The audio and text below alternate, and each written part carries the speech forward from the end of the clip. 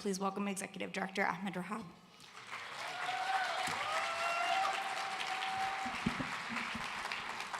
Assalamu alaikum wa rahmatullahi wa barakatuhu. Peace and blessings be on this great community and its great allies who are here in large numbers this evening because they understand that we don't just want this organization, we need this organization. This is not a work of luxury, this is a work of necessity. We need this organization because as good as we are individually, we have our lives, we have our careers, we have our families, we may volunteer, we may donate, but every single day we need an entrenched institution that has built up its processes and that has the human resources and the funding and the know-how and the expertise and the willpower and your support to do the work when we can and even when we can't. We got to get up and do the work. MashaAllah, this community has been with us and behind us, the wind in our sails for 20 years.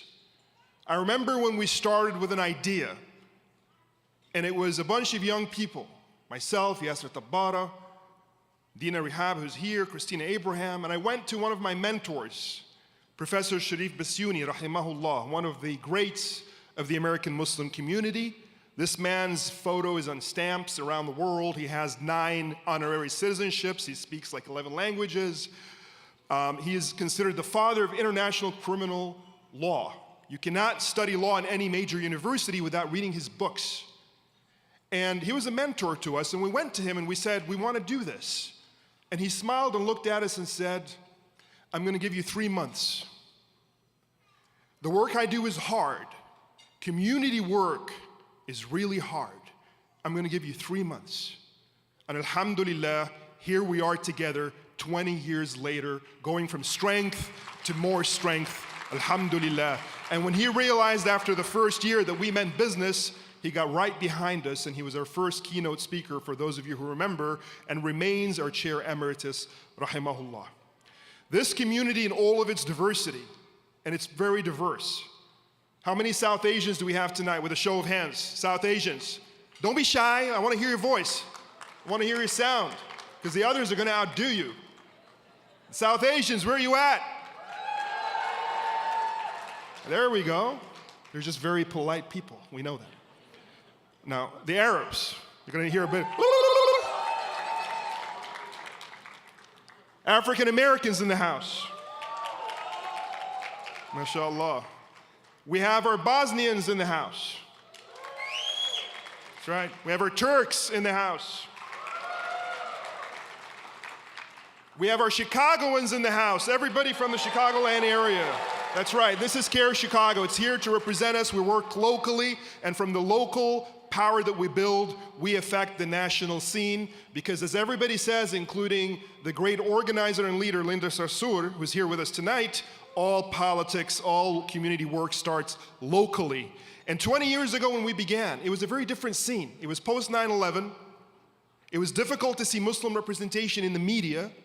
And if you saw Muslim representation in the media, it wasn't necessarily professional Muslim representation, quite frankly. And alhamdulillah, with your support and with the other organizations and the growth of our natural community, our natural evolution, we're in a place today where at least we can fight back. We're still not where we need to be. There's more work to be done. But we have our resources and our power centers, including this institution and all of the masajid, too many to mention, all of the organizations, too many to mention, all of the university professors, and everybody who is here to support. This is the wealth of CAIR-Chicago. It's not just the staff, it's the community behind it. And I ask you, those who are studious, this is a Muslim community, we love to study, we love academics.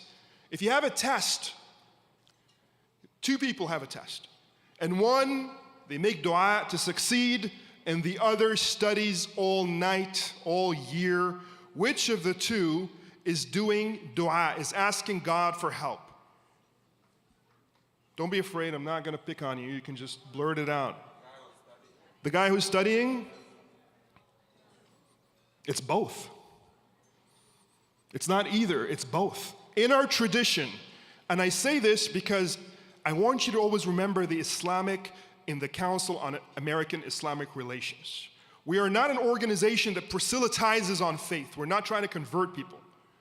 But we are built proudly in terms of our foundation on Islamic faith values. And here's what our tradition teaches us about the world, about life. That if you want God's help, you definitely raise your hands and you supplicate.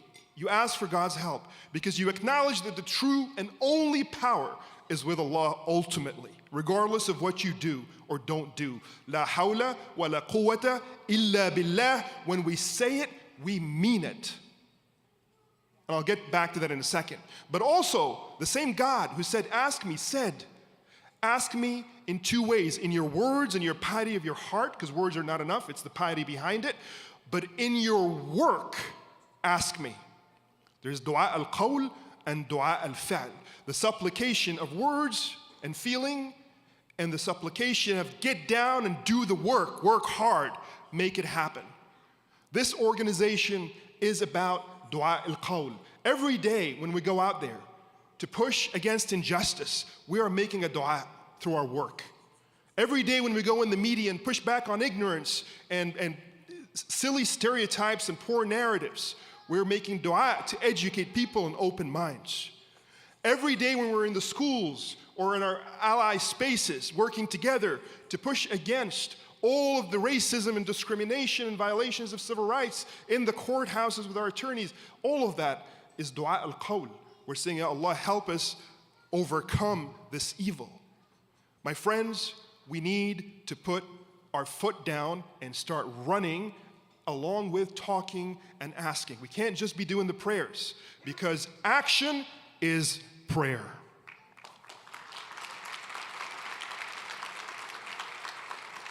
We do talk about the 3 C's.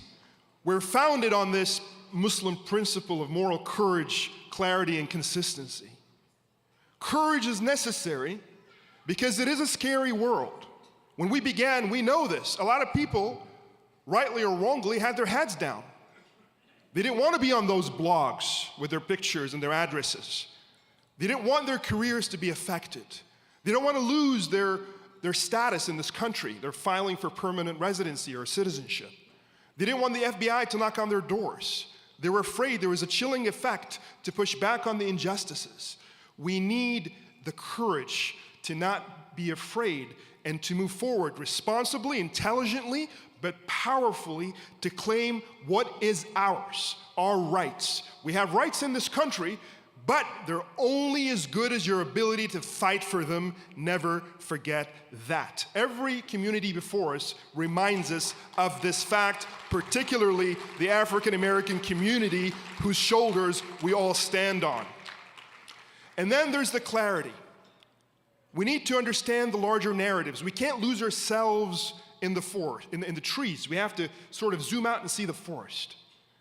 Last time I was before you here, I spoke about dehumanization as the thread that goes through all of the problematic needles in the world. Dehumanization is what's behind all of the horrible things that all of our communities fight against.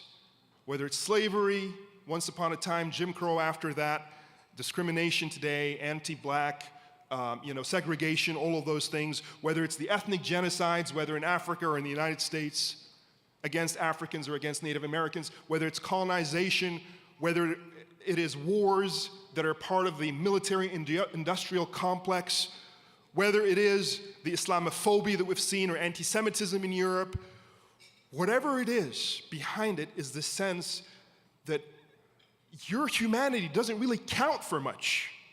And so now I want to dig a little deeper and remind us that on the flip side of that is what we call the sense of superiority. And in this country, the deep disease that we ultimately fight against at CAIR-Chicago, and I'll say this loud and clear, is white supremacism and its iterations domestically and in the world. In the modern era, as the West, whether in Europe or the United States, meshed with the others, whether in their native lands or as minorities in the West. We have seen this narrative of white supremacism play out in the ways that I have described. Which brings me to the crisis of today, and it is not to be divorced from the crises of yesterday or, unfortunately, tomorrow. Because behind this stunning dehumanization and this stunning genocide against the Gazan population, the Palestinian population of Gaza, the wanton bombing of towns and cities and villages and neighborhoods in Gaza and Palestine, in Lebanon, and other parts of the Middle East, is this notion that this ground, this parcel of land, is okay to be bombed. These people are okay to die. These kids are okay to die of polio and disease, and their parents of lack of water and overcrowding and a lack of medical supplies. It's okay. It's bad, but it's not terrible. They're not like us.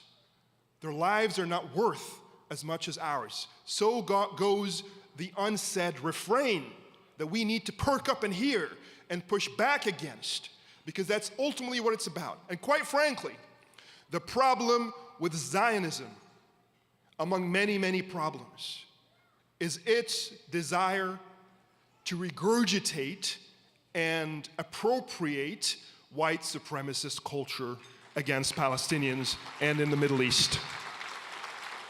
And so you see the same tricks, the same talking points, the same attitudes, the same sense of superiority, the same sort of looking at the victims as, well, they shouldn't fight back. They have no right to resist. A brown man or a black man or woman with a gun is a terrorist. A white person with a gun fighting for their freedom is a hero and a freedom fighter. That goes right back to that narrative of white supremacism, dehumanization, and we need to have that clarity, and it's a moral clarity. These are not talking points. This is not one-upping. And when I say clarity, I follow with consistency, because if it's the other way around, we stand on the same ground. If it is our side that has power and is abusing it to hurt other people, I'll stand with the victims, because we're not about a tribe. This religion has never been about who is your brother biologically, or who has the same color as you, or who was born in the same area. It's always been about standing for what's right, what's true, what's just, and those who do so with you, that's your community, that's your ummah, that's your tribe. And in this vein, I want to thank our Jewish brothers and sisters who are here with us tonight, who have straddled these fences to stand with what is right and what is good, not with what tribe I belong to. And the Christians and the Buddhists and the Hindus and others who have done the same, that is what gives us hope. And so where do we go from here? As we've built this institution, we have, quite frankly, with limited resources, dedicated ourselves to being a shield to this community. And we've had, alhamdulillah, with the grace of Allah, first and foremost, so many successes. But they've been defensive in nature. Now, as we conclude our 20th year, we're getting ready for a new phase where we hunt the hunters. We come after the offenders. We don't wait to beat them at our gate, but we're going to defeat them at their own gates. That's what we're trying to do, and that's what we need your support for tonight. These are not just defensive lawsuits that we want to file, but lawsuits that go on the offense against those that we know are coming after our communities just to silence and censor and allow the horrible crimes to occur as a result. Whether it is Canary Mission, an organization that is a dark and nefarious organization. Few people know where they get their money, who runs it, but their consequences are pretty clear. They come after our students, our academics, and they attack them to silence them and ruin their reputation so that nobody hires them and they can never be listened to again. Why? Because they're criticizing white supremacy and dehumanization, and they want to silence those voices.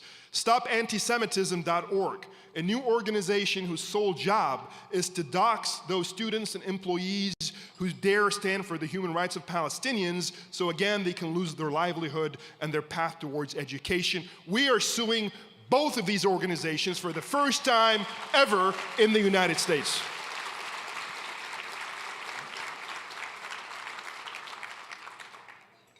As I conclude, my dear brothers and sisters, I want to remind you of the following.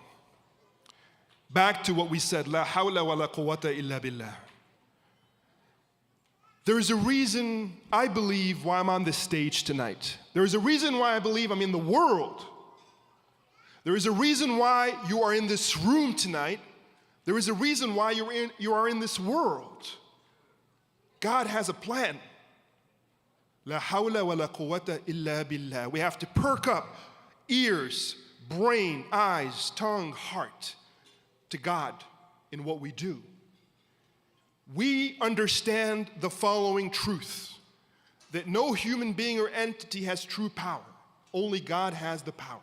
He may allow or designate or delegate a degree of seeming power to a group or a person, whether it is a strong leader or a military or a law enforcement agency or a media corporation, whatever it is, to test them with the power that they've been given and to test their victims with the powerlessness or the difficulties that they face as a result of their abuse of power. Both are being tested at the same time in different ways. So we don't question why things happen in that sense. We don't have hatred and contempt. We're not wailing and throwing our arms in the air confused and why is the world the way? We get it. This is the dunya. It was always meant to be this way. We're all being tested. Instead, here's what we do. When we don't have the power, and we know that that is our test, we work to succeed in that test through sabr, which doesn't mean patience. It means persistence. That's what sabr really means. It is not an inactive status. It is an active status, as Sheikh Fathullah rahimahullah always said, and we have many people here. It is an active status. We persist and we do the salah, the prayer, in words and in action, and we strategize and we work hard to build to get that power. And while we don't have it, we go to Allah in our weakness. And if we succeed, even if we lose, we succeed. Even if we lose in the dunya, we have succeeded the test. That's the ultimate point. And those with power, even if they win a parcel of land, even if they win a battle, even if they win the airwaves for a period of time, and they fail in their test and they abuse their powers, they have lost in their win. And so the only thing we're responsible for is to do our part with ihsan, which means the best that we can do. That is my promise to you as I leave the stage. That's always been the standard for CAIR-Chicago. We will do the best that we can do. We will not cut corners in a documentary, in the program booklet that is before you, in the annual report, every page, every paragraph, in every lawsuit that we file, in every office and the furniture that's there. Every little detail matters to us because it all adds up. We will never cut corners. And what I ask you as I leave the stage, please do ihsan in your giving and in your support.